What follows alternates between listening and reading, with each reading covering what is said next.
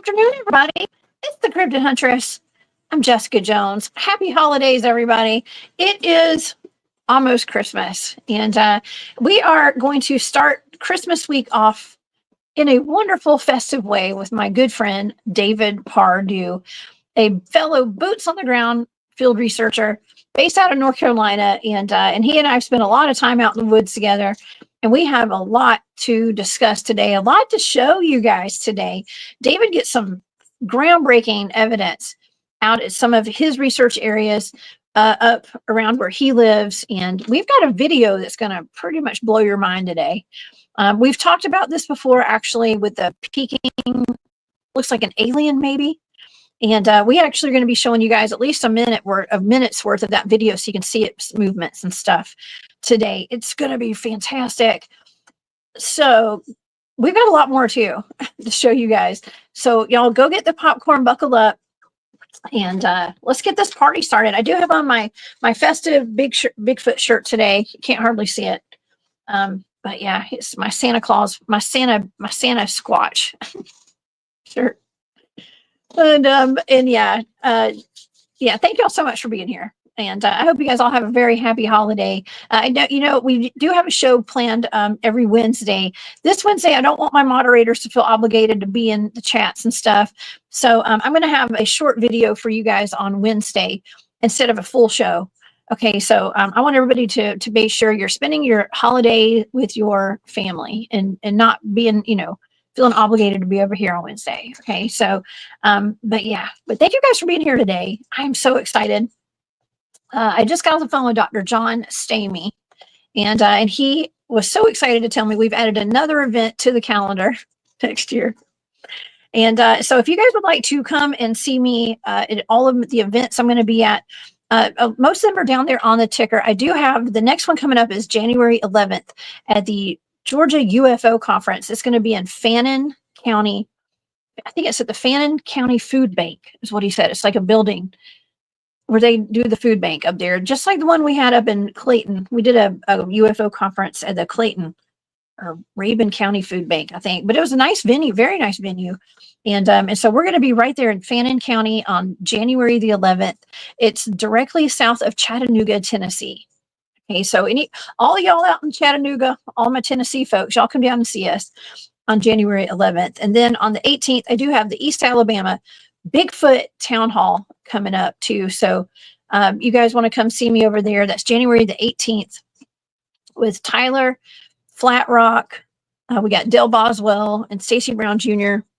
And let's see, and David Hewlett. Sorry, I had to get my screen bigger for that one. I can't see y'all. Okay, and so that's going to be a fun event down in Opelika, Alabama. So come see me there and come hang out. Okay. All right, well, let's get to our show today. And also, y'all know I got a Patreon if you'd like to support my work. And also my shop, War Woman Goods. Thank you guys so much for all your support over the holidays. It has been amazing. Don't forget to get your relics books too. Shout out to John Van Deventer. We'd love you, John. And you guys go check out his website as well. Okay, let's get to our show, y'all.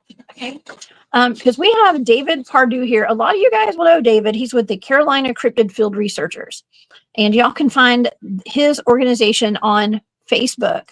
Okay, go join their group, follow their page, and he gets some fantastic evidence and has a long time relationship with some of the Bigfoots up in one of his research areas. So today we're going to be discussing David's encounters with small humanoids in the deep woods of North Carolina. We're going to show you guys some video evidence today. We're going to be talking about, well, y'all know last time he came on, we talked about that reptilian in his backyard. Okay, so that was a really interesting show. I'm going to ask David about that today, see if he's still there. The reptilian, that is. David had his first Bigfoot experience at the age of 18 on his aunt's farm, and that sparked a deep interest in understanding just what a 6-foot-tall bipedal creature that he watched run across a tobacco field while leaving 14-inch tracks behind was. His interest in Bigfoot led him to research the subject in depth, and finally, after years of his own private research, to join BFRO in 2006 as a field investigator. He joined Carolina Bigfoot Field Research, CBFR, in 2014. And in 2018, David founded the Carolina Cryptid Field Research team with the help of Terry Windell of Rock Hill, South Carolina. He conducts field investigations and research throughout the southeastern U.S.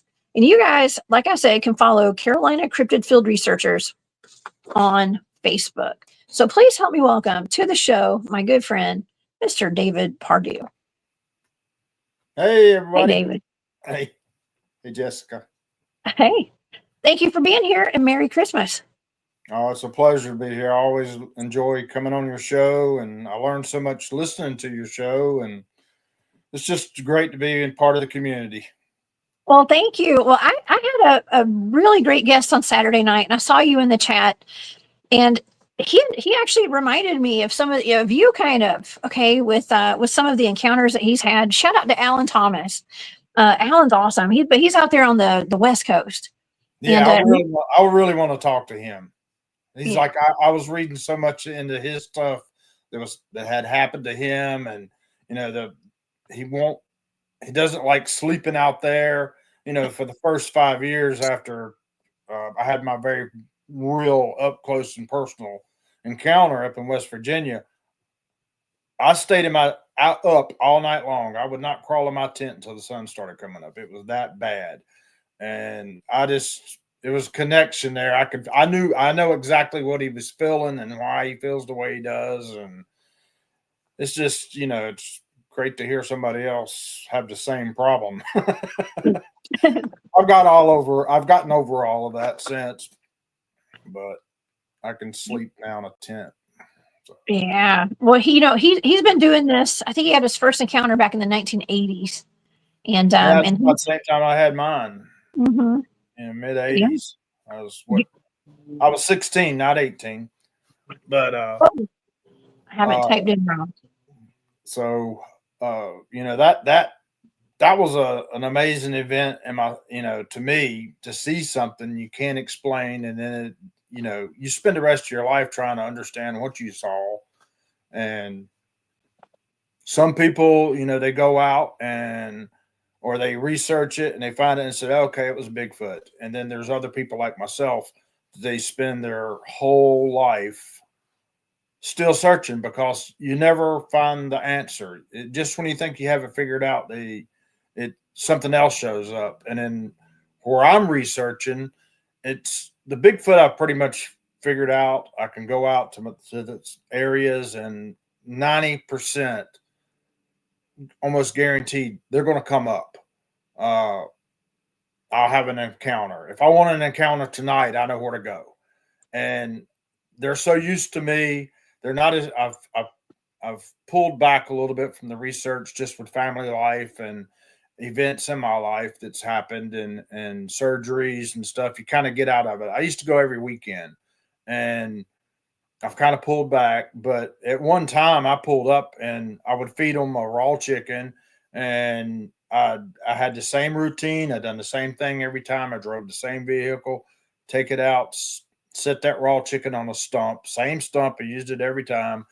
And then I would start putting my tent and stuff, put my camp together. Before I got my camp put together, they had already snatched that chicken and gone. And a lot of times, you get a little gift left, but they knew who I was. And as soon as it got dark, Don Tart's been there. Don, a number of people have been there, and they can back me up. It's as soon as it got dark, and that they stayed with us all night long. And sometimes they would ramp it up and throw big rocks or logs.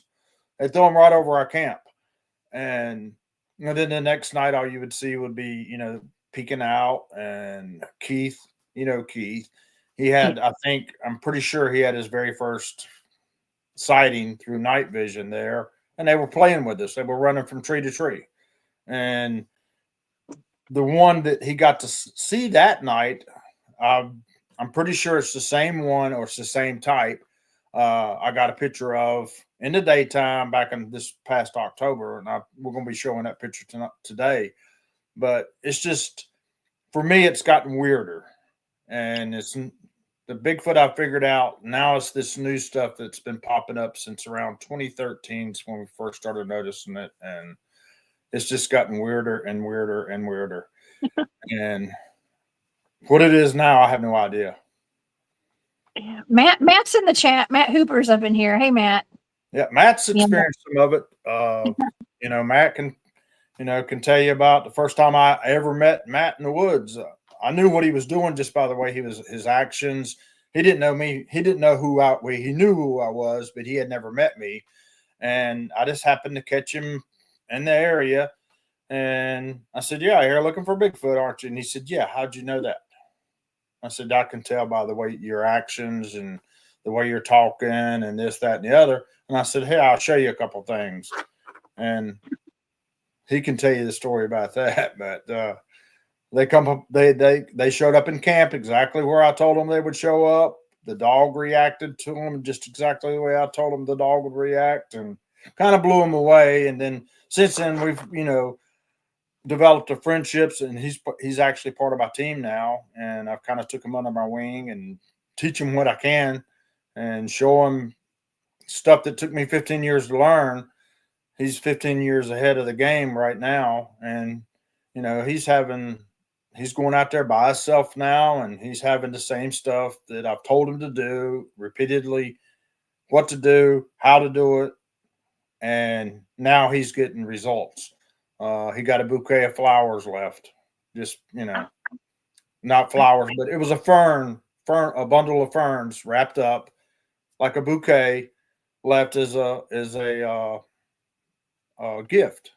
And if he keeps going the way he's going, he's 15 years ahead of the game. So heck yeah, that's amazing. And so that's why I actually really enjoy taking my son out there when we go bigfooting sometimes. And Ben had the honor and pleasure of going out with you and me and Don. It was actually the honor of you and Don. He doesn't care about going out with me. But he does. He does. I know, I'm kidding. But with you and Don, we went out one night, and he believes he saw his first Bigfoot that night. There's definitely something out there. Okay, there's definitely something out there, and it's just been a blessing to be able to take him out and show him the ropes, especially with old pros like yourself. The OGs of the Bigfoot world out there, and because it's really putting him leaps and bounds ahead of anybody in his generation right now that wants to do what we're doing right now. I wish when I first started this that I had a group of people that I could go out with that already could answer questions that it took me 15 years to answer. They already had them and handed them to me, and I could start from, I would have been so much further along than I am now. And now I'm learning stuff that's I'm starting to put things together more and more. And a lot of the stuff out there we're thinking is Bigfoot is not Bigfoot. I mean, we go looking for Bigfoot, and when we have eye shine in the woods and stuff, that's Bigfoot. That's what it was 15 years ago. But now I'm learning a lot of times it's not Bigfoot. It's this other thing that's out there in the woods with us at the same time as Bigfoot. And are they researching Bigfoot just like we are? I don't know, but they're out there with us. And I've had Bigfoot stuff happen at the same time. What I would identify as Bigfoot, rock throws and that type of stuff, I've had that happen at the same time as this other stuff is showing up. And this other stuff, I have no idea what it is. I can't even explain it. I can show it to you on a picture or a video, but I don't know what it is. It's demonic, or angelic. It's able to do stuff that no other being out there that I know of. They can do stuff that I don't know. And I think that answers a lot of the battery drainage we get with what we think is Bigfoot. Me personally, I think Bigfoot's a flesh and blood creature. It's no different than a bear or a deer. It's smart. It's wood wise. It can, they're masters of the woods. As Alan coined, they're the ninjas of the woods. Yes. And we can't go into their living room and tell them where's that pencil you dropped last week. They know where it's at. Mhm. But this other stuff, it's there. You can see it with the naked eye. But when you put a night vision device up, all you see is the brush move. You don't even see eye shine. How does this stuff happen? And the I don't know. It's mind blowing. It is. Cosmic Joe Chronicles, thank you for that super sticker. I appreciate that. Merry Christmas to you too. I appreciate you so much for being here. Uh, what you're talking about reminds me of Craig. Craig Action Jackson from up in North Georgia. Yeah, yeah. Craig, we were just talking about him before we went live. Shout out to Craig. He said before, he said, he's told me, he said, it was all fun and games. We were going out looking for Bigfoot. We're looking for this big old monkey running around the woods, a primate running around the woods. And then we started seeing that there was more to it. And there was, these things are disappearing before our eyes. The track lines stop out of nowhere. Portals. We got UFOs over here and aliens over here. He's like, I gave up. He's like, I just give up. He was like, I don't even, he said, he's like, I don't even know if I want to keep researching it because we're never going to find out what this is. There's just too much out there and there's too much to it. He's like, I just throw my hands in the air because it's not just Bigfoot out there at all. Yeah, that's so true. It's Yeah. it's hard to explain. I've got Bigfoot figured out. I can go to an investigation, and this is proven. People can tell you. You have a Bigfoot interaction at your home, say, and I had to go out to investigate it. If it's a Bigfoot or it's this other thing, it usually takes me about 2 days. I can get it on film because I know where it's going to show up. I know how it's going to act. I know everything that's going to happen in that yard, where their most likely spot is. It takes me about 2 days to figure them out. I can usually get them on film. A lot of that stuff is private with the homeowners, and then the person who had the encounter. I go out and investigate it. Here, this is what's happening, and I've got stuff on film that I can't show. I don't disclose everything that happens at investigation on private property or with a person. But I go out and I help them and I show them, hey, this is what it is. It's not a Bigfoot. I've got one that looks almost like a mythical fawn with the little horns. And I can't disclose. I can't show you the picture. I'll show it to you privately, but I can't share that picture because it come from, I'm not going to break the trust of someone who's going to tell me the story and welcome me to come out and research. But there's some weird stuff out there, and it's not all Bigfoot. I mean, some really weird stuff. David, somebody sent me a picture off a game cam of what looks like it looks like a goat man. Yeah. And they asked me not to share it out too. And so I didn't. I don't even know where it's at. I wish I could find that picture. But it looked like a man, and they sent it to me because I had done a remote viewing target of that property. They had me remote view it, not just a blind target, and I was remote viewing the land, and I think it was somebody had gotten attacked in their tent, and they wanted to know what happened at that precise moment, like what was it, and whatever it was furry, it had fur on its body. I wrote down Pan, okay, Pan, yeah. And in this picture on that, I think it was on that property.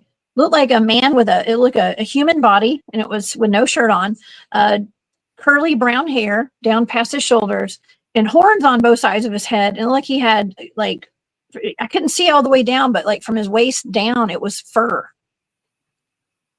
And they said that was private property. Nobody goes on that property at all, and it wasn't supposed to be there.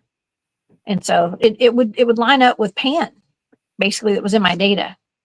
Yep, and that's basically the same thing as a fawn. Mm-hmm. And it's and if you look at the modern photographs of Pan or a fawn, they got these great big antlers, and no, they're little stubby. Yeah, they just these are little, and the description of it, it's because it's cooler looking, but they're really little short goat horns. Yeah. Yeah, like little goat horns. On this guy, it looked as though it was like two that were kind of curved on the side of his head, like on both sides. It was really odd. But But and they said, well, it could have been a feral person, but if they had not known that I had picked up on Pan being there, they would have just thought it was just like some feral person. But it made them look at it twice because of that. And Jennifer Patterson, thank you for that super sticker. Happy Merry Christmas, girlfriend. It's good to see you.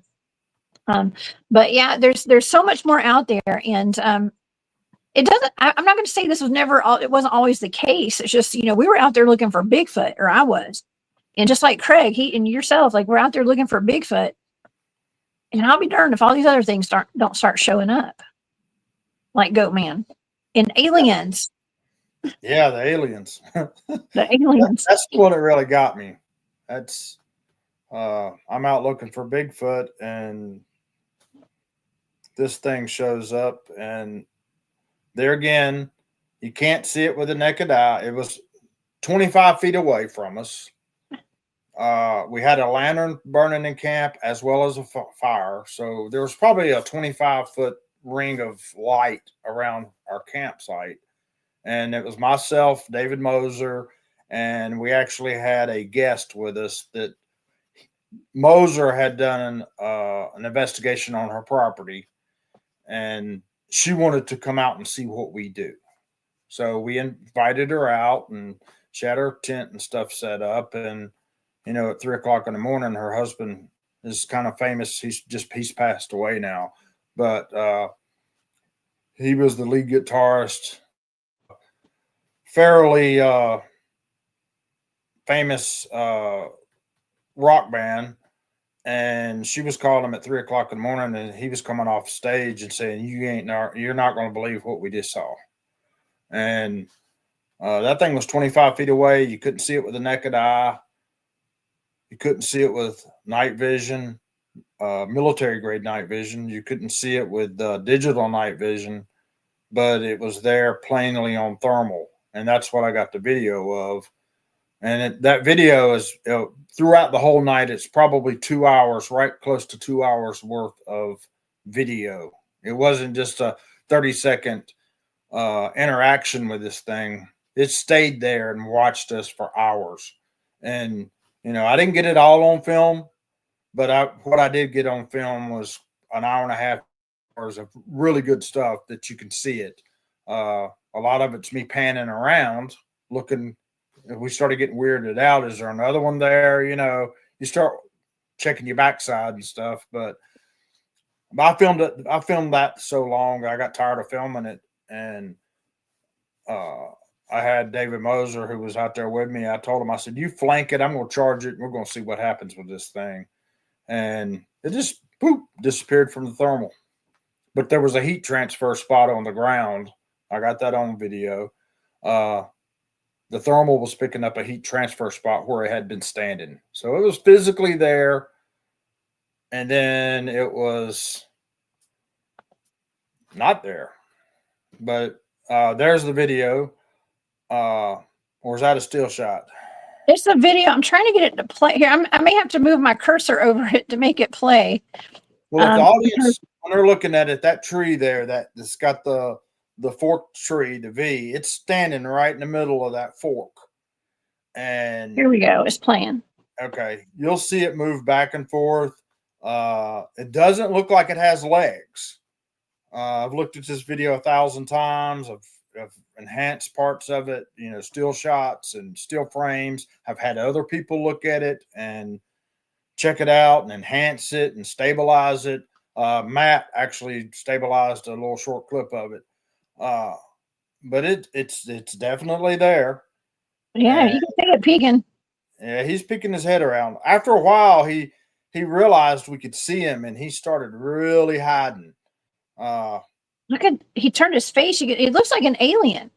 Yeah. Let me go back. It looks like an ET just from the eyes alone. I'm going to play it one more time. So it's between the fork and the tree right there, y'all. Yep. And at some point he peeks around the side, the other side of the tree too. Yep. And what you don't see in the video, you only see it when you start enhancing it. There's actually two different beings behind that tree. One, his face and his body looks like like he would be a reptile. His head has knots all over it. They're real freaky looking. And he's got a triangle, what looks like a triangle emblem on the front of his chest. Like he's wearing a suit. Or, he has clothing on of some type. And then there's another one that sticks its head out that I have still shots of. It's the classic big-eyed alien. So they're taking turns peeking out behind the tree, but it's two different entities behind that tree. And then when you get further enhancing it in still shots, there's actually another one that is standing in the far background. And when you're able to go in and work with the contrast and stuff, and this one looks like it has a horse-looking face or a dragon with a long neck and a cape. And further enhancement looks like it has wings. Wow. But that's all in one night right there. And it's, I don't know. I don't know what it is. I couldn't see it with the naked eye. That tree it's standing on was actually lit up by our camp. Wow. So you said it was about 20 feet from you. It was exactly 25 feet from the camera, from my thermal face to that tree was 25 feet. And how tall was this little creature? The best we can measure, about 30 inches or so. It's not That's just over 2 feet. So that's just over 2 feet. That's tiny. Now, in this part of the country, this was up in North Carolina, correct? Yes. So in this part of the country, we hear a lot about the moon-eyed people. I've covered the moon-eyed people. We've talked about the little people in the Cherokee legend. Little people. Now, this sounds like it would actually line up pretty closely too, not only with a possible potential ETs, but what about the little people of Cherokee legend? It's very possible. It's I'm sure they can mask their appearance to us, with our natural eye. You won't be able to see it if you looked at it, or with night vision. But if they can do that, I'm sure they can make themselves appear to us naturally. If they can do this, disappear from our view, I'm sure they have the capability of appearing before us, so we can see them naturally without any kind of special equipment or whatever. But the weird thing was, just before this showed up and I started filming it, we were getting rocks thrown. Yeah. Were they big rocks or small pebbles? The normal size rocks that you would get with a Bigfoot, one's like a big piece of gravel out of your driveway or something, 2 inches across or something. Wow. And just prior to getting this footage, that was in May 30th, 2015, when I actually got that footage. Back in January 2013, about maybe 500 yards away from this location, we had something. David Moser, if you go on David Moser's website, YouTube site, he's got a footage of it. It's the runner footage. But we had something run from tree to tree right past us, and we are actually using the same thermal. And this thing is moving so fast that it's translucent. The thermal cannot lock on to the entity that was running past us, but that was human size, but it was transparent. The thermal couldn't lock on it. You see through it. I've seen that. I've seen that video. I'm pretty sure you showed that to me. Yeah. Yeah. Well, and a lot of people talk about seeing things that look like the predator out in the woods too, like the glimmer man, I guess you could call it. I think that they just run. I think they run really fast, and you've got the evidence of it on your video there. So this is pretty fascinating. I think it's really important that we do show stuff like this to the world and other fellow researchers out there, because you're out there just looking for Bigfoot and you get stuff like this. I mean, and that night we were looking for Bigfoot. I had no idea that was going to show up. If something like that pops up in front of you and you've got the equipment, you're going to record it, right? That's me. It was just a strange event. I recorded it, and that's how many years ago now. I think your show is the first time it's actually been shown, the video. I've shown the still shots before, and I've talked about it in presentations, but you're the first time getting the era video of it, as far as I know. Thank you. Heck yeah. Thank you, David.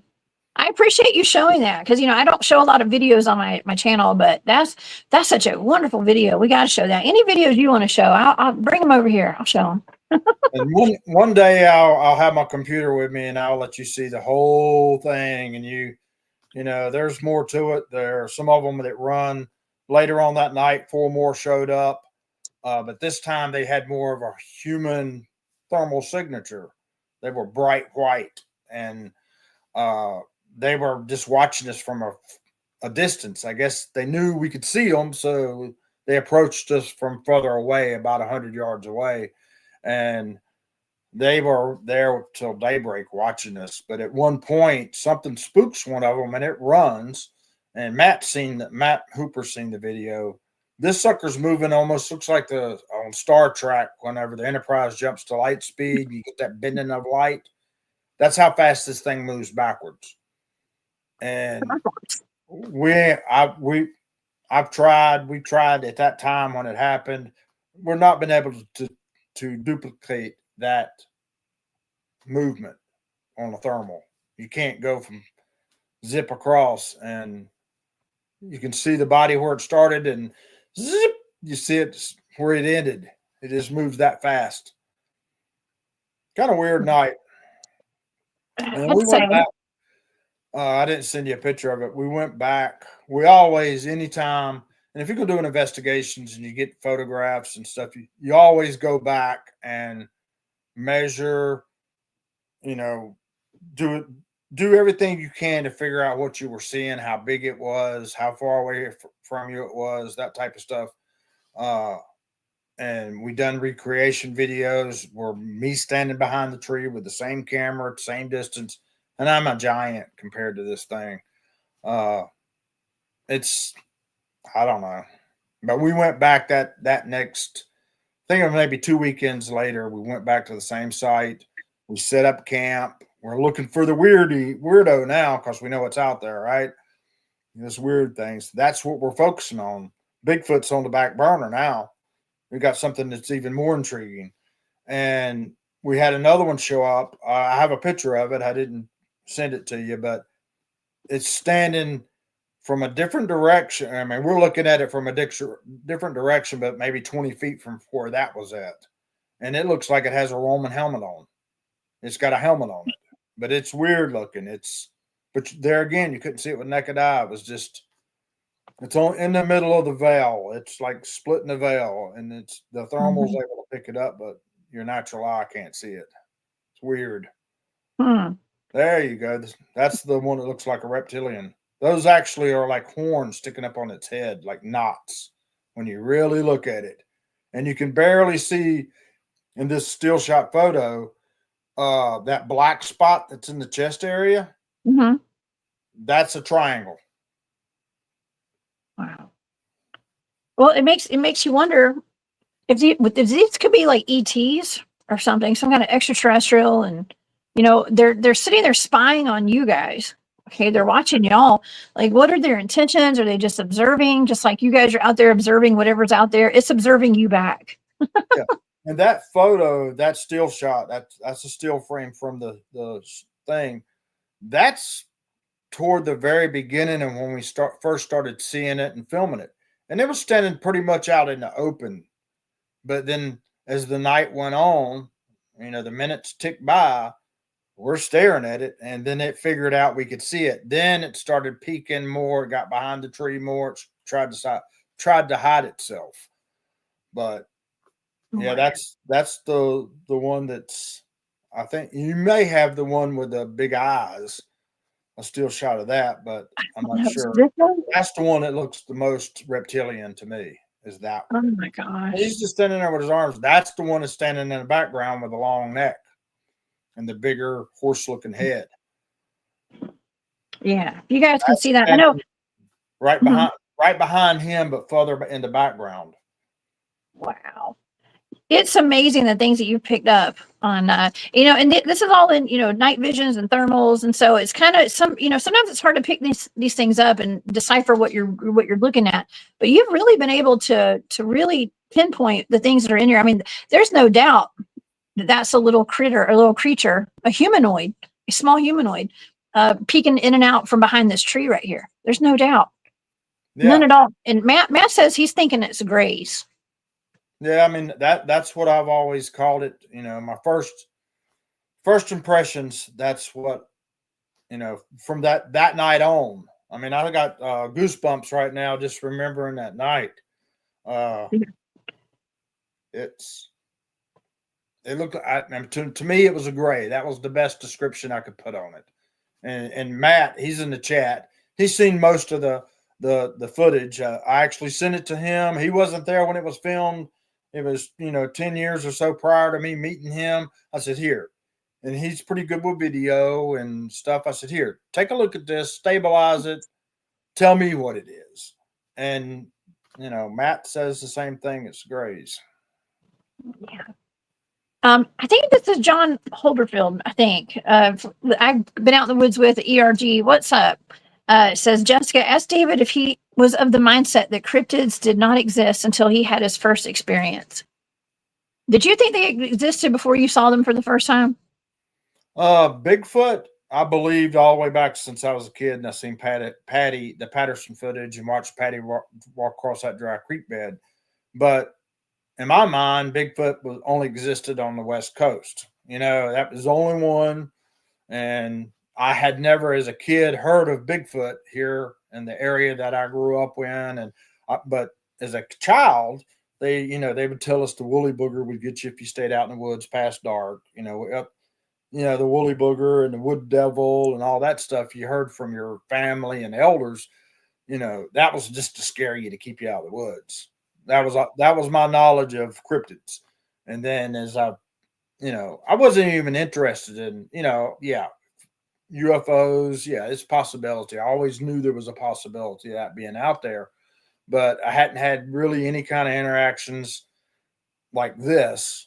And to be truthful, May 30th, 2015, I wasn't looking for aliens. That was somebody else's job. That's MUFON. I'm looking for Bigfoot. And then this stuff, and this just continually got weirder and weirder and weirder to the point that it's almost Bigfoot in my life has kind of been put on the back burner, and there's other stuff I don't want to talk about, but Jessica knows about it. There's some stuff out there that's unexplainable, and I'm trying to figure out what it is. I'm taking pictures of it. I had another a friend of mine, Johnny Jackson, and his wife Victoria. She's got the not so perfect Bigfoot show on YouTube. They invited me to come out and do a night investigation to somebody's house. I went out there investigating Bigfoot, but then you get there and they start describing orbs and lights going through the woods. And that night that we went out on the one night investigation, and we see some weird stuff out in the woods. I got a shot of what looks like a gecko sticking a big, huge gecko, this human size. I seen the eye shine when I took the picture. Eye shine doesn't show up in the picture. It's got black eyes and it looks like a gecko head sticking up out of the bushes looking at me. And, I went there looking for Bigfoot, but you got a lizard man. I take what I get. Yeah. Okay, we have a question in the audience. Gaia Love is wondering, were there any sounds that came out of that little creature that was behind that tree? No. It was dead silent. Dead silent. No tree, no leaf rustling, no nothing. Didn't hear anything other than the rock being thrown into camp. Just I would say 15 minutes before I got to, and it was probably standing there the whole time. I just didn't see it. I didn't pick it up because we're scanning the forest, back and forth looking. I might set the camera down for a minute and go back up and scan. And other than the rock thrown, which at that time I probably had 50 rocks thrown at me in that location. And matter of fact, Terry Windell, you mentioned him with Rock Hill Bigfoot now. He come out to that same location within 100 feet. And I got on thermal a rock being thrown into camp. I got it on film. And that was the very first rock Terry had ever had thrown at him. We actually used the thermal to find the rock because it was glowing white hot. Picked it up and handed it to him. And if you ever listen to Terry Wendell's presentation, he will tell you about that rock. So yeah, he's talked about it on the show. I think I do remember him talking about that. Yeah, and at that time we didn't see anything. We could never. I mean, I immediately started scanning to the right of me where the rock come from, the direction the rock come from. I never picked anything up on thermal. Was it a Bigfoot that threw that rock, or was it this other thing that threw that rock? We just didn't get it on film. You know what I'm saying? Yeah. Stuff starts. You know, I've been doing this for 25 plus years, and I've got enough experiences under my belt that now I can start, you know, comparing experiences. What happened here and what happened here. I got this on film, and it's not a Bigfoot, but this is what was happening. All these other experiences, I didn't get it on film, but the same thing was happening. It wasn't Bigfoot. You know what I'm saying?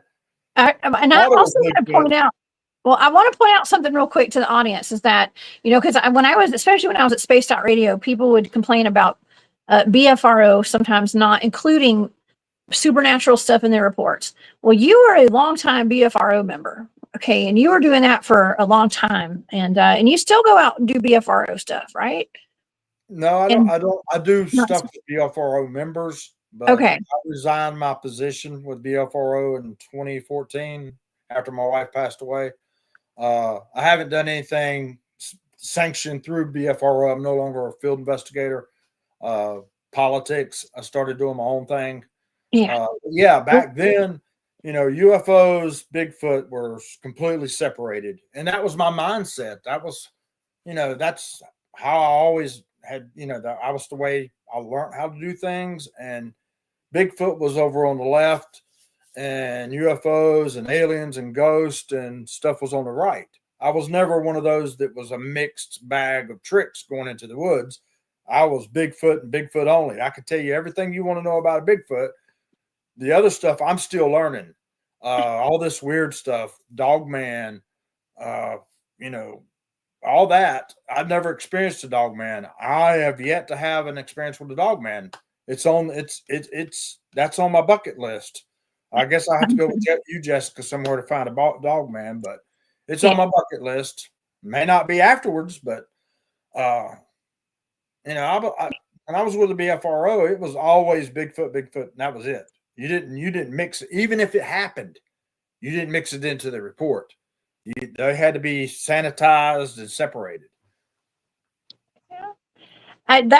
So you're reformed. Okay, I see. No, I'm just kidding. You just when you like I was talking with Alan about this weekend. Alan Thomas and I were talking about how once you get into this and you're out in the field as much as we've been, you see that there's way more to it than just Bigfoot. And anybody who's out there, it's hard for me to understand how like some people can't say, you know, can be like, still say, well, it's all flesh and blood. And that's all it is. Just one big old, you know, it's just a Bigfoot, a primate running around the woods. It's just not in my experience, at least. It's just not. So I appreciate that. Well, you can see the evolution of your research, I guess, from back then to today. And by the evidence of what we're showing today, you know, yeah. And it's, you know, and now I'm getting to the point it's repeatable in a lot of instances. You know, I can go back to the same location and have the same stuff happen. You know, everybody knows about Uwari, but everybody doesn't know about Uwari. And I've got places in Uwari that only a select few people know those areas. You know, 3 people. And I've kept that close to the chest, and that's my personal spot. And, you know, 2 people, Jessica, you don't even know where that's at. Not yet. You know, I took one of these people, Ed Peters, I took him out there for the very first time, and he's been to Uwharrie with us a number of times. And I said, "Here, I'm going to take you to a special place." And we had him come up on us in the daytime. So Can you tell? Oh, I didn't mean to interrupt. I'm sorry. I was going to ask you about. Because see, I never really talk about your research area, but it does include Uwharrie. And can you tell the audience kind of the progression of what happened at Uwharrie? Because you used to have a lot of activity there, and you still do. But what happened to kind of drive the Bigfoots out of there? Well, I started going to Uwharrie, and I was with the BFRO in that time frame, and I started researching it on my own, and I realized, hey, this place is good. I mean, as soon as you got out of your car and shut the door, boom, you felt Bigfoot. I could feel it. And I started researching the area for about 6 months or so by myself. And then I started pulling in some BFRO field investigators from Georgia, Jerry and Melissa Adair. I don't know if you guys know them or ever, Melissa Adair, I know you know. Mm-hmm. And so I started recruiting some people to help me, and I recruited Jerry and Melissa Adair's, another guy, CP. I won't go in detail on him. He's pretty private, and we started researching. It was unbelievable. It was like striking gold. The very first night they interacted with us, stick structures, loops, tree twist, and not just any tree twist, huge tree twist. All kind of stuff were happening. So then BFRO decided to have an expedition there, and that was in 2007, I believe. And just about everybody on that expedition, it was a nice expedition. It was right many participants. Just about every single person had an experience out of 3 days. Wow. And not just in one spot, in multiple places. And then it was so good, and we had another one. And I can't remember how I met Don Tart. Don Tart was, we had done an investigation on his property at the time, and Jerry and Melissa Dares went there and investigated and got Don. Don decided he wanted to come on the expedition. That's how I met Don Tart. And Don was like me. He was so intrigued with Bigfoot. We were there every weekend, just about, for a couple years. And then I can't even remember what year it come out, but Finding Bigfoot come out. And Uwharrie was the second episode of the first season. And as soon as it aired, and I had asked Matt to please don't disclose the location. You can say Uwharrie all you want. Please don't disclose the location. Well, of course, the very first thing to come out was the exact location of my research area. And within 2 weeks of that episode airing, the place was ruined. There were so many Bigfooters in there. There were jars of peanut butter left in the woods. There were feminine products hanging from trees, CDs hanging from trees. Yeah, that's a tree twist. When somebody says tree twist, if it ain't no bigger than that, I ain't impressed. That's the biggest tree twist I have ever seen in my all the years of researching. That's the biggest one I've ever seen. How many times was that twisted around, David? If I remember right, 13 times. I think that was the best we could figure out. It was actually cut. The guy that was with me, he's actually standing in the background. He actually cut that down and took it home. He still has it, to my knowledge. Oh, wow. But it's huge. That's think crazy. From one end of one splinter to the next splinter, going across, horizontally across, it was 6 foot wide. From one end, the edge of one splinter to the next splinter was 6 foot. Wow. I mean, it takes something that's not human for sure. And the ground around it was not disturbed. If I had tried to do that with a tree, I probably could get it around halfway, but Maybe. the ground underneath me would be tore up. The leaves would be all torn up. This wasn't there the week before. Like I said, we went just about every weekend. It was only 1 week from one trip to the next, and the ground was not disturbed. There was no other breakage nowhere else around. It was just an isolated tree that had been twisted around, around, around, around. And then in that area, I probably had 50 Bigfoot experiences just in that one spot. Do you But think there's that was whole, a marker, like a territory marker or something? What do you think yeah, that was? and when you go to when you spend as much time as I was spending in the woods back then, there's a whole story to that tree twist. If you want me to talk about it, I don't know how long you want Yeah, to talk today. yeah, we got time. We got to talk about it. I'd love to hear it. But going back to our early research in Uwharrie, one of the first things we noticed, and at that time, nobody came to that place. Nobody. We were there. There might be one other camper show up, but most of the time we had to run to the place to ourselves. And it would be 3 or 4 of us, there, different, family groups. And we would, every day we'd get up and we were trying to cover the whole area, just about every square inch of forest. Every day we spent a different time going into a different location, just scouting out the whole landscape. And we're talking 60,000 acres, right?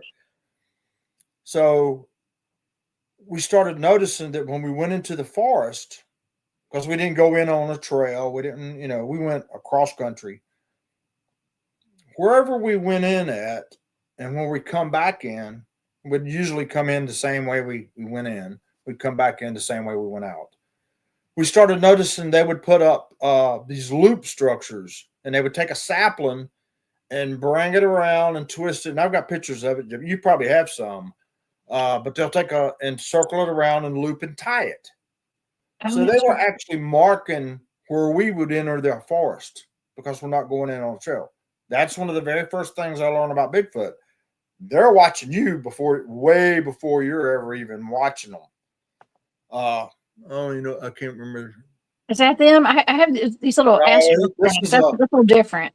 These are just some stick structures. Okay. These are like a loop. It looks like we call them the looking an arch. Yes, we have those in that area where you and I and when Dawn was down there, we had the final outing with Grumpy down there. There were I found 3 of those actually, something similar in that area down there, and there were sapling. They're kind of like saplings, but they were pulled over and they were tied like with one of these right here. Yeah, it looks like a lollipop.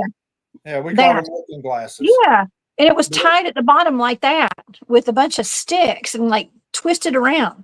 Yep. Very similar to that, but in that one particular spot, there was just one single sapling that had been brought around and twisted. And it had been there for 2 years. Okay. And so we were going there every weekend, depending on the weather and stuff, but a lot. And there was a deadfall pine that was on the edge there. And the Forestry Service come in and cut it down because it would be it was dead and there would be a danger of blowing over on somebody in a storm or something. So they cut it down. And usually they'll just cut the trees down, let them hit the ground and be done, right? They'll leave them for the campers to cut up or whatever. And when they cut this pine tree down, a week prior, because we were there, they cut the pine tree down sometime between trips. They cut a pine tree down. And that pine tree fell on that looking glass structure that had been here for 2 years. And destroyed it. So the next weekend, that big tree twist appeared. It's like, okay, you're going to tear this one down, I'll make a bigger one. And I always felt it was their show of strength that, hey, you can't destroy what we make. We're going to make it bigger and better, right? Yeah. Okay. And then, and some people in the chat may know about Mike Green. You ever heard that name? I know Mark Green. I know Okay. Mark Green down in Alabama. I've gone out with him. Okay, well, Mike Green, he's passed away now. Okay. He was another BFRO investigator, and he got the squeaky footage, and that's the one where it comes up and grabs the Zagnut candy bar off of the stump. They showed it on Finding Bigfoot. Yeah. Okay? That's a great clip. That's one of my favorite clips. It's actually, I mean, that's one of the best video evidence of Bigfoot right there. We have Matthew Delph in the chat, by the way. What's up, Matthew? Merry Christmas to you too. Hey, Matt. And Greg Ogles is in here too. Yeah, we've got several teammates up in here as we go out in the woods with. So what's up, y'all? Okay. So anyway, let's talk about the candy bar. So wow. Mike Green got the footage. The footage of Grumpy that he got was right there where that tree twist is at. Actually, the stump that he was using to put those Zagnut candy bars on is the stump of the tree that was cut down that crushed that original spot. No way. What a connection there. Wow. I mean, I bet the Bigfoots are kind of upset. I have Zagnut candy bar wrappers with the bite radiuses in them. At the time, I offered some of them to Mike Green and said, hey, here's some physical evidence to back your video up. Would you like it? And he said, no, I don't need it. So I kept them. You got them. So you might have a little DNA evidence on those. That's been so long and so old that no, it's gone. But there is a bite radius there. You can even I was so methodical about trying to find evidence of this that I found the whole wrapper, and then the little half moon. When they bit into the wrapper, you know, they just bit straight through the wrapper, and they pulled out a piece, and it left that little half moon piece that would be in your mouth. I found the wrapper laying on the ground, and then 5 foot later, I found the little piece that he spit out, and it matches perfect to the wrappers. Oh my gosh. I've got all that stuff too. And that's stuff I usually don't talk about, but that's that one spot. That's the story with that tree twist. There's a lot to it just other than tree twist. That's a lot more to it. And this is the same. Okay. So this is where you had the tree twist, the Zagnut video. I have not seen that Zagnut video in a long time. I need to dig that up, put that out on social media so people can see that. That's a good one. Yeah, that's the Mike Green. He's passed away now. I have a copy of the whole footage, original footage, along with some other additional footage that he had, but I won't release it. You know, that's his stuff. Even though he's dead, that's his property. But I have it for research purposes. But I've seen the animal that Mike Green got on film. I've seen that thing I don't know how many times with my with my own thermals and my own encounters. Wow. So what a connection, and what a Bigfoot rich area. And man, I would love to go up there sometime. It sounds wild. But now, like up in your old, like Uwari place where you did a lot of research, it's really been, even to this day, there's a lot of people that go out there now and bang on trees and whoop and leave a lot of gifts like toys and just probably a lot of junk. I hate to say it, but a lot of junk in the woods. Is it worth going up there for the normal researcher now? If you went with me. If you go with you. Now, I don't know what. Of course. You know, there's some people out there that do it right, and there's more people that do it wrong. If you do it wrong, you know, you might have one encounter, but then they're going to figure you out really quick and what you're doing, and they're not going to come back up to you again. But there's some people out there that know what they're doing, and I'm sure they're having experiences. I know a few people that are having experiences out there, but you know, for the most part, I don't go to those areas that were exposed to the general public. The areas I go to are, some of it's on private land. It's close to there, but it's actually, you know, on private land. And I don't go to even the BFRO don't know my spots. So, Mhm. like I said, That's good. there's only a handful of people that, not even a handful, let 2 people know. Mhm. So, Yeah, that's it's a lot like where I've been going out with my Tennessee guys, the cryptid, the CW guys. We went out to that dogman hunt out in Alabama. We've done several hunts together, or let's just call them investigations. Okay, together. And we go so far out with all of our teams really, but with them, I mean, we hiked in over 5 miles on foot to set up our base camp at that last dogman hunt that we did out in Alabama. And that's where you're gonna. And we did have activity that night. We did have activity, and so to get really good experiences out there, I guess, and like encounters. And if you want to go investigate, you got to go deep, deep, deep off the path. Okay, a lot of times, not all the time though, not all the time, but with a lot of the stuff that we're doing, you got to go where other people are not willing to go. Okay, and that's where they're going to be hiding or not hiding. Usually not hiding, but we have some more pictures and stuff to show. There's another picture that you have here of it looks like a little person peeking out from behind a tree in the daytime. Can we show that? yeah, that got that picture we're talking about, and I think it was October. It was just a few months ago. I actually went out to my area, the one nobody knows about, and I just go out there and sit and wait. And sometimes nothing happens. You're not. It's like fishing. Sometimes you get skunked, but this day I went out there immediately.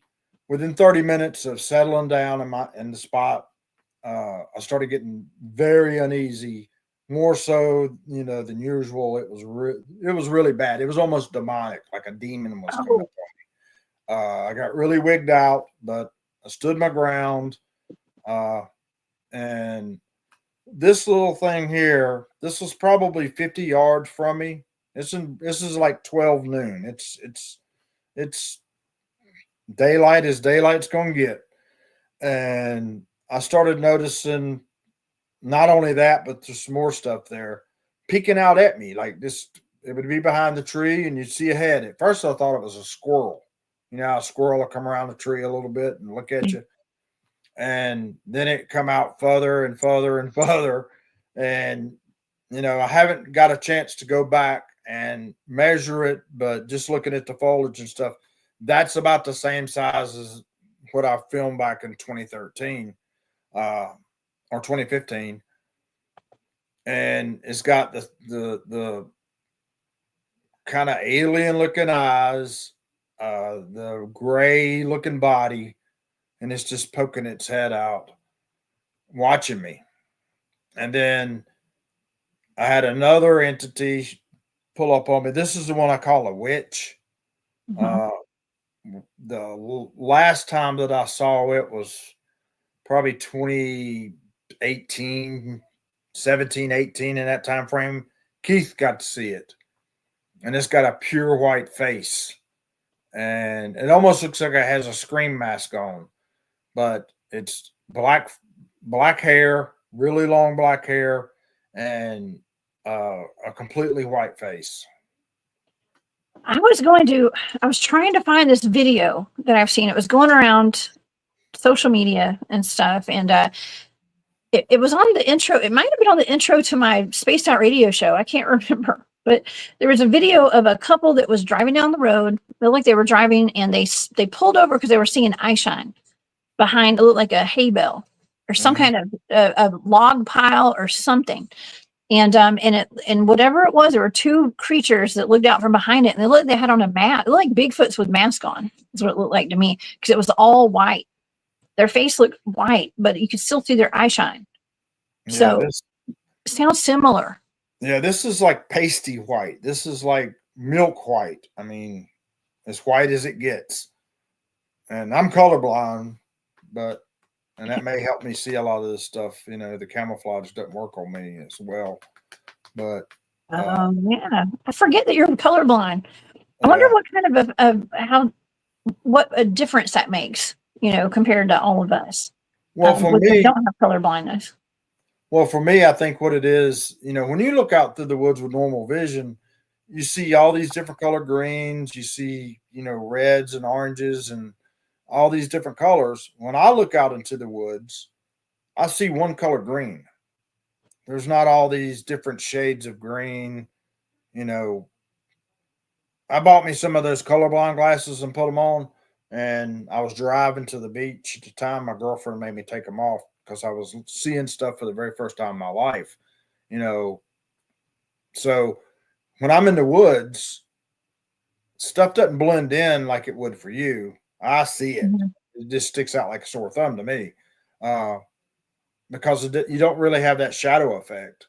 I don't see the depths in the tree. When I look out across a field or something, it's just one color tree all the way across. I don't see individual trees. And if something's out there, like a black bear is up in a tree moving, I'll see it. But if it's a red bird, I'll never see him because it's brown. My red color is brown. What y'all see red is brown for me.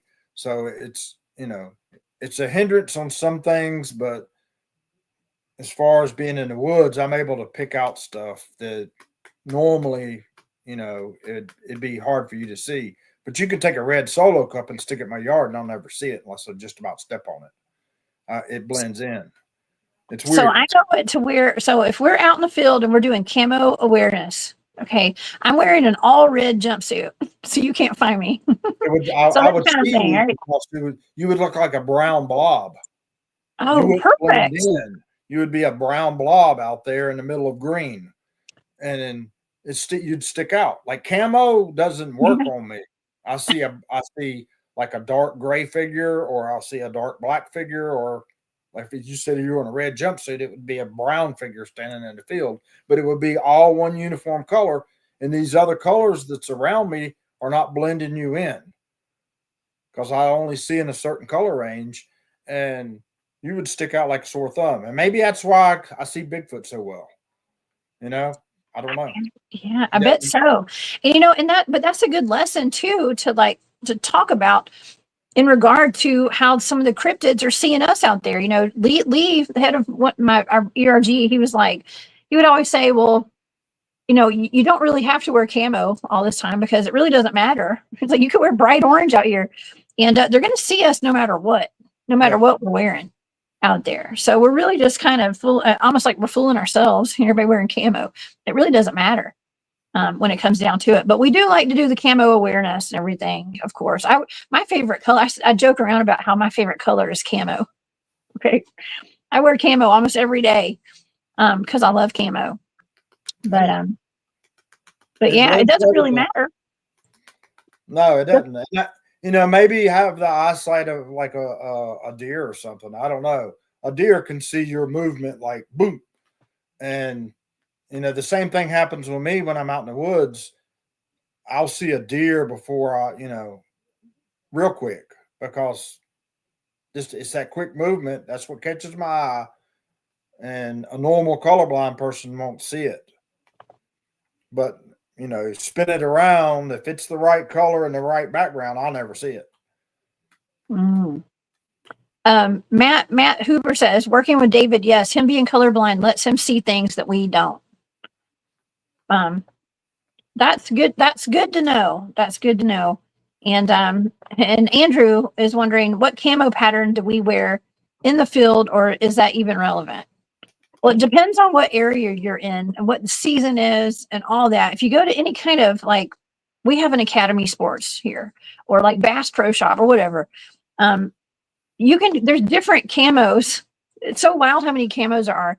It just depends on your environment and what you're hunting, okay, or investigating, as I like to say, when it comes to cryptids. So mossy oak does well down in the south, right, David?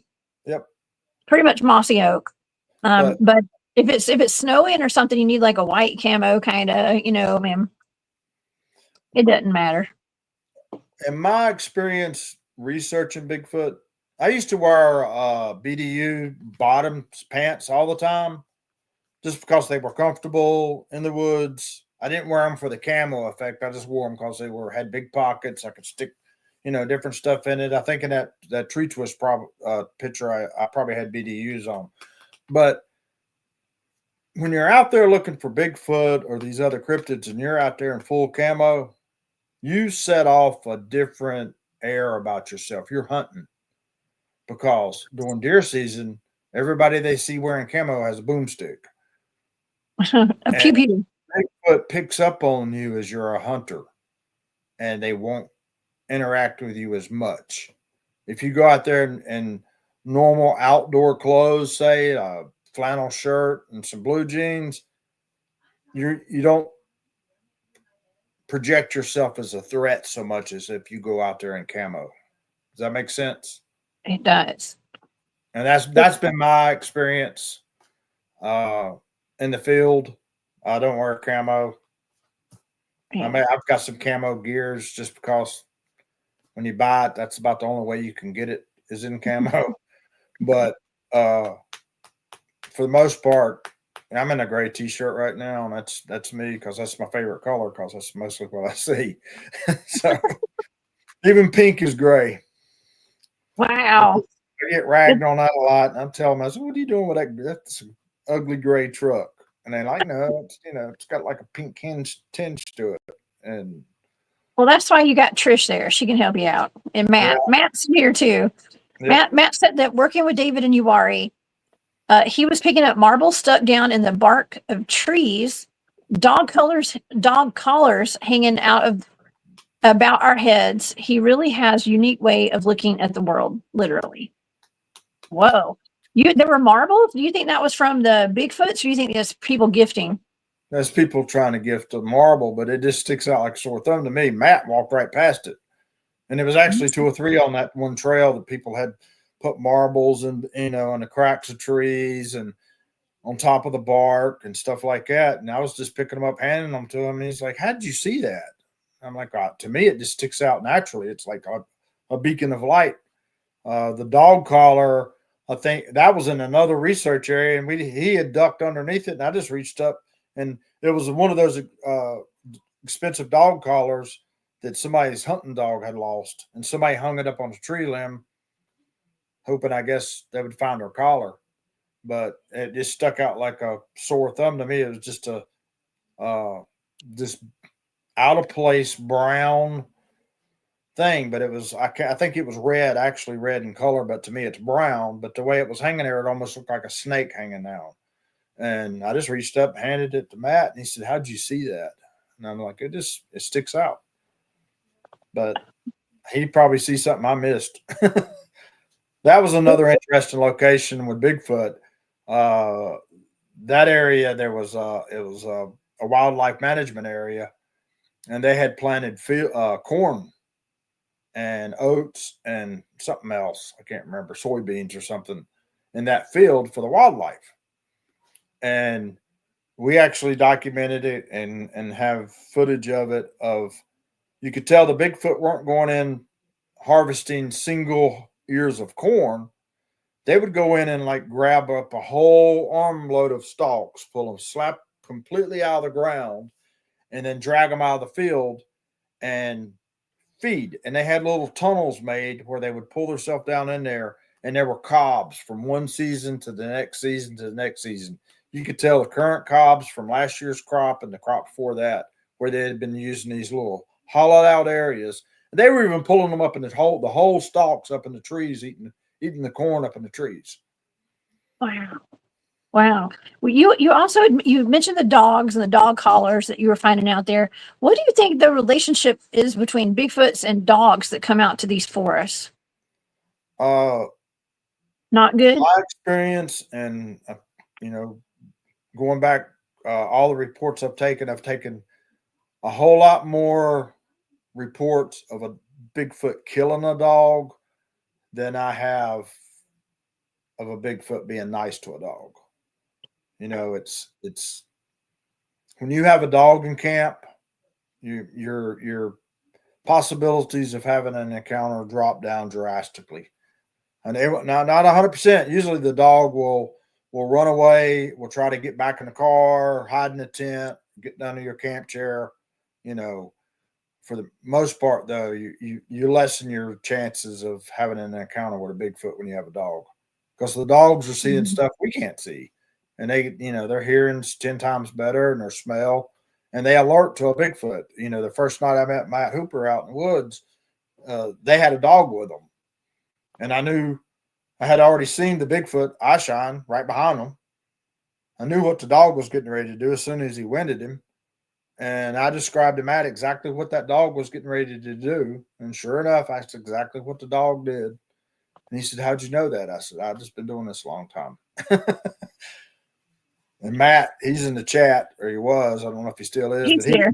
He can tell you all about that experience. That was the very first night I ever met Matt. And I told him exactly what was getting ready to happen, how it would happen, where the dog would be looking, the whole 9 yards. And it all happened exactly like that.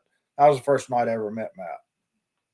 Well, I was going to ask you something. I was going to run this by you because I did an investigation up in Tennessee last year, and in this family, they were getting their chickens taken out of their chicken pen.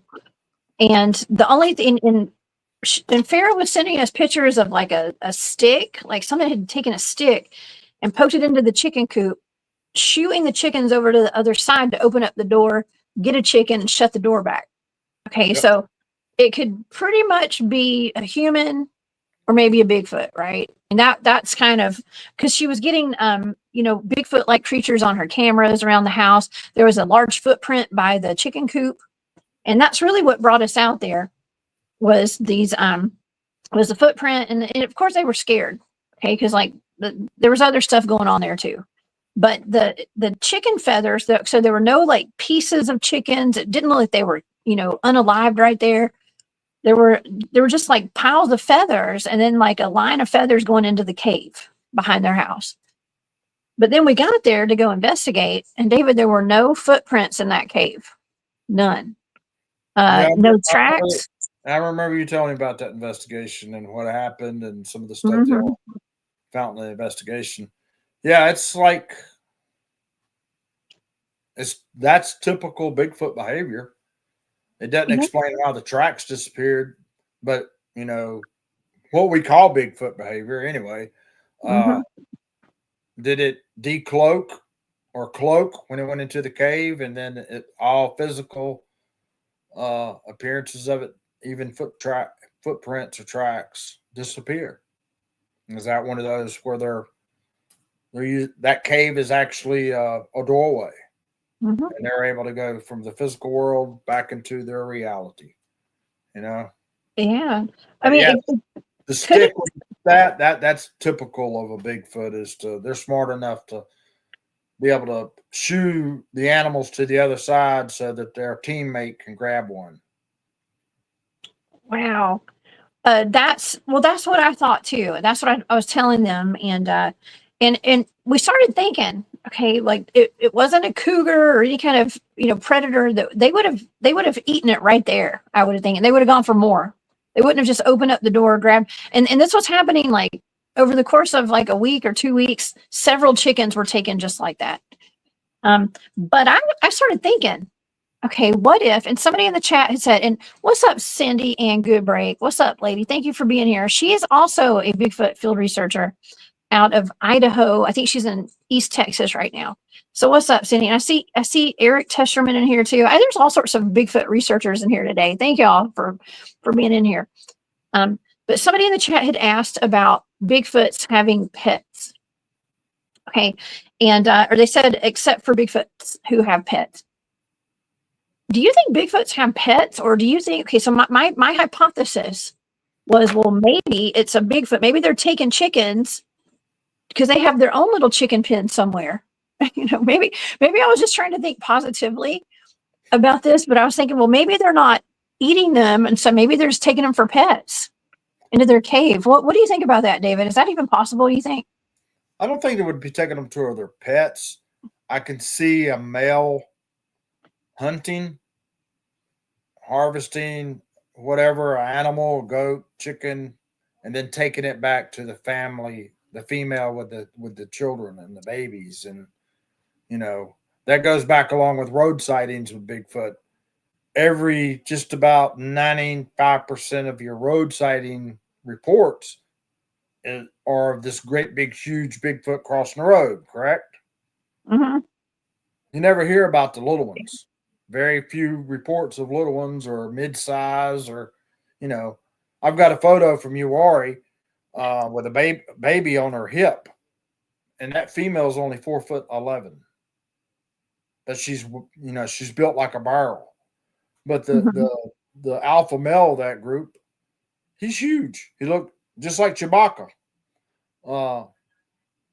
But yeah, I think the males go out, and probably some of the juvenile males go out and females and hunt, and they take it back to their core zone where the vulnerable family is. They keep them safe just like we would. You know, the American Indians, they went out on hunting parties while the women and children stayed in camp and the elders. And Bigfoot does the same thing, in my opinion. They go out, the males go out, do the majority of the dangerous work, and they take the food back. They don't consume it on the spot. Unless it's an area like a field and there's vegetables or something, you know. But as far as pets, I think the closest thing they have a pet is a coyote. Ah. And I think coyotes have the same relationship with Bigfoot as lions and hyenas have in Africa. You know, the hyenas are always trying to steal the lion's kill, and the lion is always trying to steal the hyena's kill. And some of them get hurt in the process. The same thing happens with Bigfoot.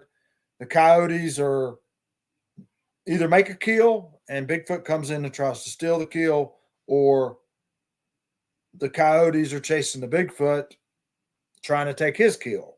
And in the process, some of them get hurt. Most of the time, it's the coyote that ends up on the bad end, just like hyenas. But that'd be the closest thing to a pet, in my opinion. Yeah. Thank you. Thank you for all of that. That all makes complete sense. And it's kind of like, I don't know, that it's just kind of mind blowing. And I think I was trying to be optimistic because those were that lady's pets. So I was like, well, maybe, okay, maybe they have their own chicken coop in there. Who knows? But yes, just leave it to me to be the optimistic one. And Prince Arcane, what's up? Says they're people too, talking about Bigfoots.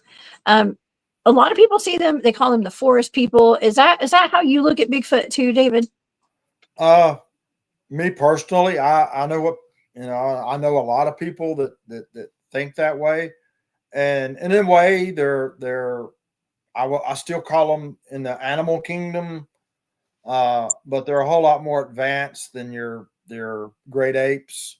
And there's possibility that they have some type of using those, you know, they're civilized in a way. But I think it's their intelligence. They're super smart. Now, are they another people? I have no idea. Only DNA evidence would prove that. But you know, this is my belief. This is God's kingdom and God's world and his creations. And if he so choose to put something out there in the world that doesn't require modern conveniences like we do, up to and including fire, you know, the possibilities there. I don't leave anything out of the works now after what I've witnessed in the last 10 years. I feel you on that. Caleb Jade's in here too. Hey, Caleb, it's so good to see you. He says the Cheyenne called them the people of the earth. And you know, the place where you research and where you live, you guys have a lot of Cherokee legends and lore out there. Are there any other Cherokee legends and lore, like legends that you've experienced? You know, some of us on ERG team we discussed Spearfinger a lot, the witch of the woods who likes to eat the fat livers of kids. Anything else out there other than even the little moon-eyed people, which I think it's very possible that maybe even that little thing that we showed on the video today could be a little moon-eyed person. Yeah, But anything else? I've heard of all the stories, but personally, I've never interacted with anybody. Like, you know, somebody, I go to do an investigation at somebody's house and they call it a moon-eyed person or what other. It's always they got something weird going on. This is what it is. It fits the parameters of a Bigfoot, but until you really get out there and get boots on the ground and research and spend some time there, it takes a couple of days to figure out what you're actually dealing with. But I do know of the legends and all the different, around me. I've got 2 or 3 major rivers: the Mayo River, the Smith River, the Deep River. My mind just went blank on the biggest one, but all up and down those rivers and stuff, you get the same stories. They call it something different. But all along those river systems are these overhanging ledges, and there's a lot of Indian artifacts found. There's some of these fields flood around here, and you can go down through there and fill a 5-gallon bucket up with Indian heads in just a few hours. So I love that. I want to come out there. Yeah, I can take you to some places that some of the stuff. I know one of the guys, he got busted because they had dug up a whole skeleton, and it was an Indian princess, and he got busted for that. Put it on. God, and they probably haunted. Yeah, they put it on public display, and somebody found it and said, "Oh, no, you don't touch. This stuff's sacred." So, but yeah, there's a lot of Indian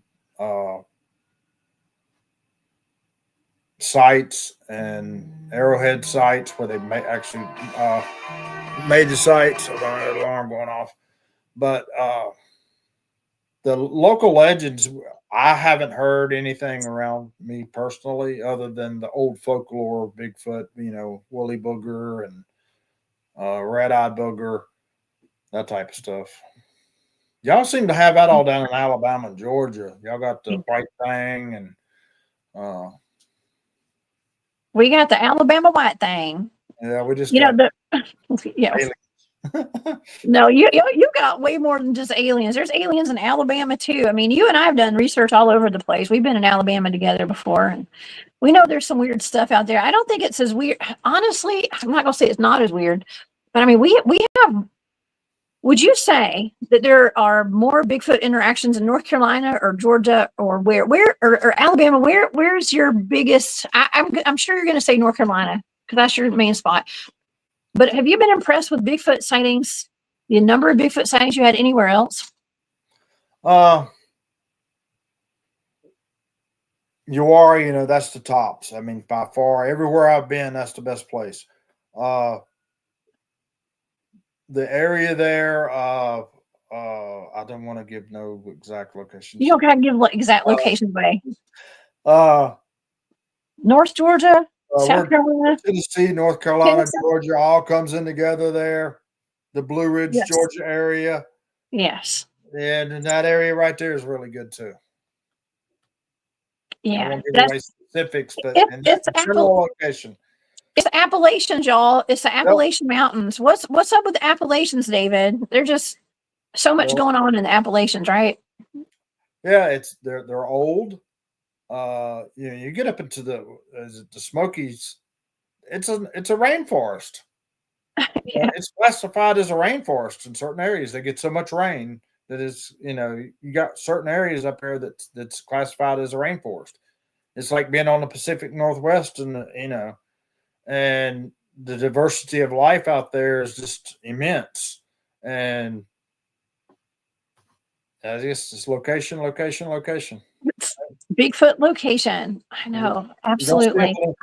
It's you can go out there and go 100 feet in the woods and you're lost. It's just the woods are thick. You can feel it when you step into the woods. You can feel the energy coming out the. It's hard to explain, but in certain areas, I can step off into the forest and you can actually feel the forest is alive. It's like you become part of the forest. And these things, that's their home, and they fit right in. They're like a lamp sitting on the coffee table. Urso says the Appalachian Mountains were existing when this was Pangea. Yeah, they're the oldest mountain range in the world. And Kent Baxter, thank you so much for showing up today. I saw you in there, and it says, make sure y'all have a great Christmas. Thank you, Kent. Thank you so much. You're so sweet. I appreciate your support. And I do appreciate you very much. I hope you have a Merry Christmas too. And yeah, I hope everybody has a Merry Christmas and a very Happy New Year. We're going to be back for more shows though before New Year's too. So, man, do we have any more? Let's see. Do we have any more pictures we want to show today, David? I know there's one that was really interesting that I was going to ask you about. Did you have the white-faced one? I don't know. Let me see. Okay, I'm going to go through some of these. You can tell me what's what. Okay, is that? I don't know what that is. It's kind of. It got big, so I'm not sure what we're looking at here. When I stretched it out because it's so big. So yeah, that one right there. That's okay. One, that actually Ed Peters went out. The very first that It looked weekend like a dog. that I got the little guy peeking out from behind a tree, and I got the one with a white face. You hadn't showed that picture yet. Okay. I got really weirded out, really bad, and. Here, let me see if I can find another. Buddy Ed Peters to go with me. That was actually taken with a Nikon camera with a zoom, and it was around 50 yards away from us.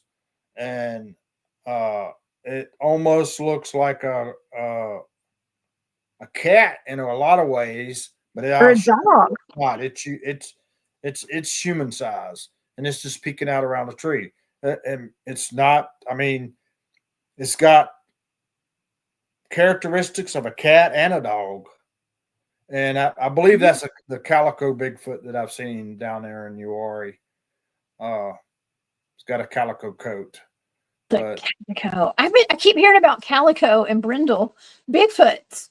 I've been hearing about those a lot more lately, and werewolves or dogmen too. But it has the really wide nose that would fit, the Bigfoot down there in that part of the country. So, they don't look like monkeys. I can promise you that. They look more like a dog in the face. Could this be the picture, David, that you're talking about? Can you see it? Yeah, okay. That's it. That one was actually peeking out. It's about 50 yards from me. And that one showed up, and then the little one showed up. But that's at 12:30 in the afternoon or midday. And I kept seeing the black figure. It's not looking out. It's peeking out, but there's trees between us, but there's not a tree right on top of it. And it's actually leaning out, looking at me, and it kept doing it and kept doing it. I finally I actually took that with a night vision camera, digital camera. So I zoomed in on as I could, and it was hard to get that shot, but I finally got it clear enough that I could see the face. But it's got a really long chin, and the face is pasty white. And I don't know. I can't say it's a Bigfoot.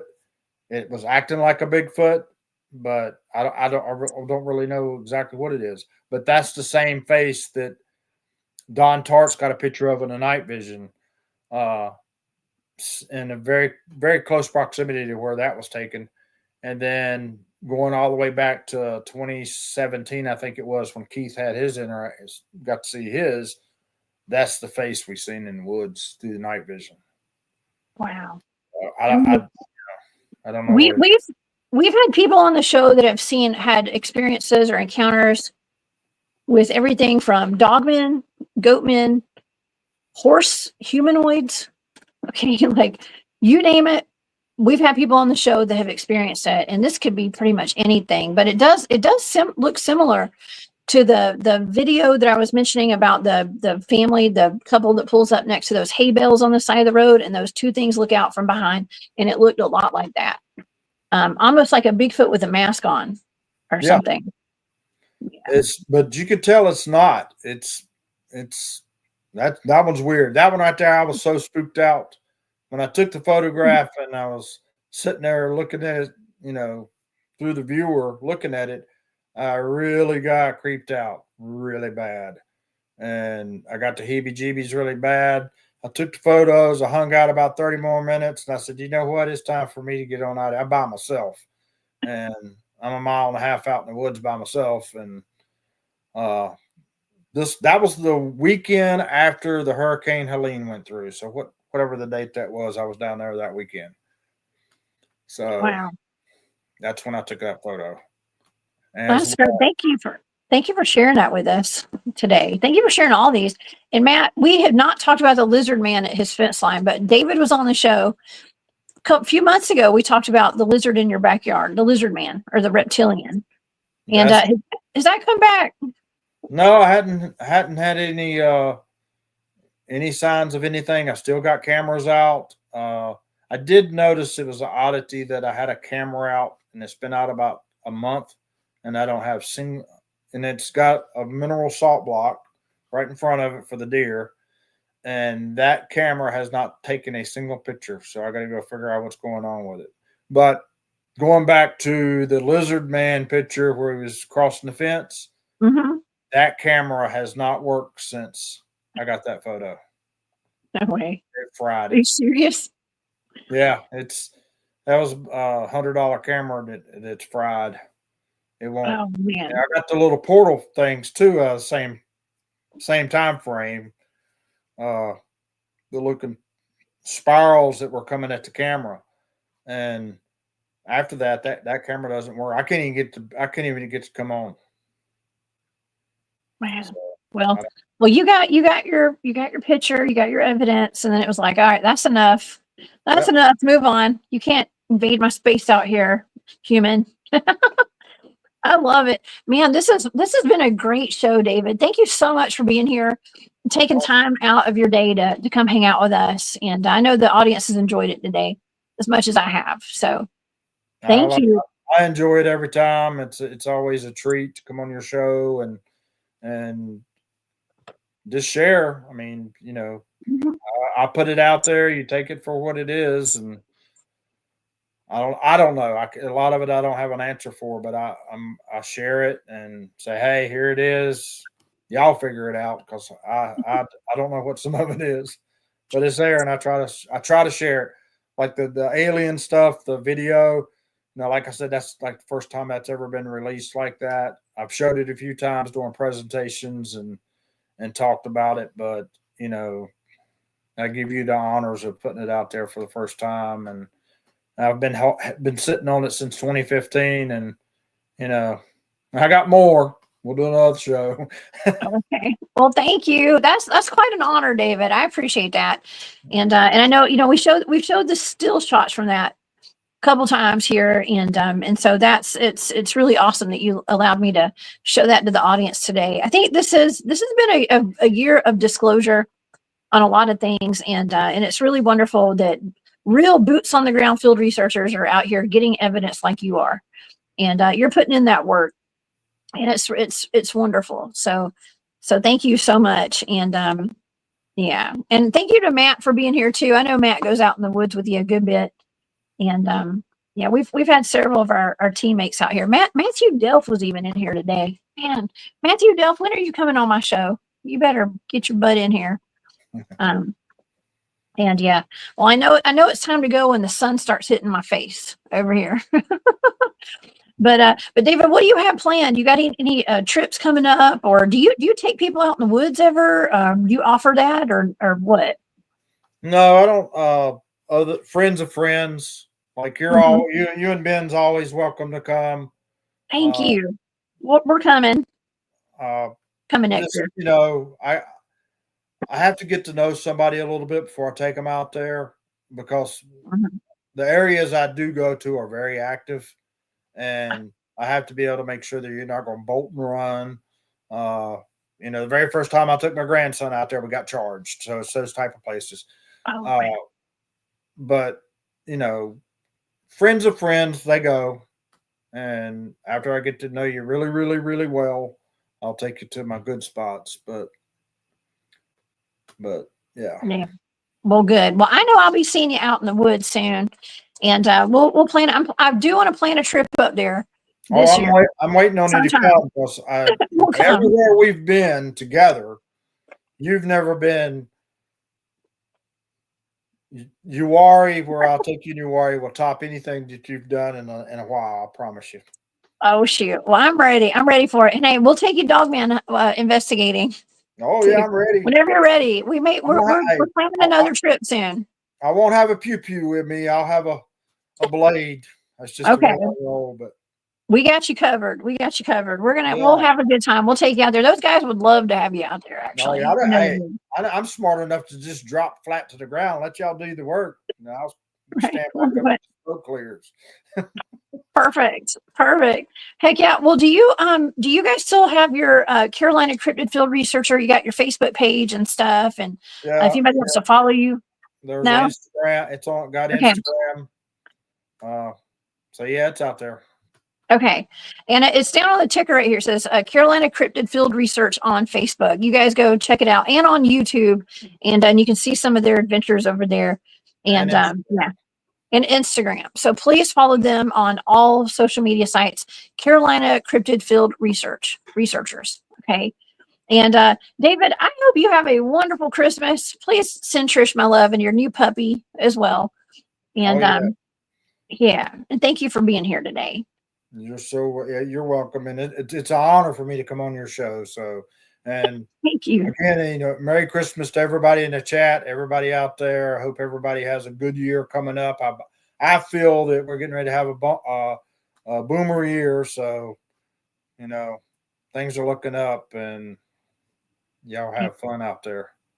Yeah, everybody be safe out there. And also, I want to thank Carol for becoming a member of the Hunt Club here on the channel. I want to thank Cosmic Joe Chronicles, Jennifer Patterson, Larry Sharp. Thank you so much for being here and gifting a membership today to some lucky audience member today. And also Kent Baxter. Thank you so much for the super stickers. I do appreciate y'all very much. And yeah, everybody have a very Merry Christmas. And enjoy the time with your friends and your family. If you guys celebrate Christmas, I think most people watching probably do. And I hope Santa Claus brings y'all everything y'all wanted and everything on your list. Okay, and I will have a little recorded show, a small one, on Wednesday that'll air at 1 p.m. at our regular time, but it's not a full show, y'all. Okay, but I will have a little something for y'all on Wednesday. So everybody have a great Christmas. Thank y'all so much for all the love and support, and thank you for being here, hanging out with me and David today. All right, everybody. Have a great day. Stay safe out there, and we'll see you next time. Bye, David.